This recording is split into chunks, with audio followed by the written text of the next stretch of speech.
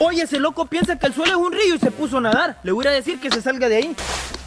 ¡Ey, salite de ahí! ¡Eso no es un río! ¡No me voy a salir! ¡Que te salgas de ahí! ¡Eso no es un río! ¡Que no me voy a salir! ¡Que te salgas de ahí! ¡Que no! ¡No me hagas enojar, Larín! ¡Ey! ¿Qué está pasando aquí, señor oficial? Es que este loco dice que eso es un río y se ha puesto a nadar. Yo ya le dije que se salga de ahí. ¡Ey, Larín, salite de ahí! ¡No me voy a salir! ¡Que te salgas! ¡Te estamos diciendo! ¡Que no! ¡No me voy a salir! ¡Saliste de ahí ya! Bueno, si tanto querés que me salga, ¿por qué no venís a sacarme vos? Ahorita te voy a sacar.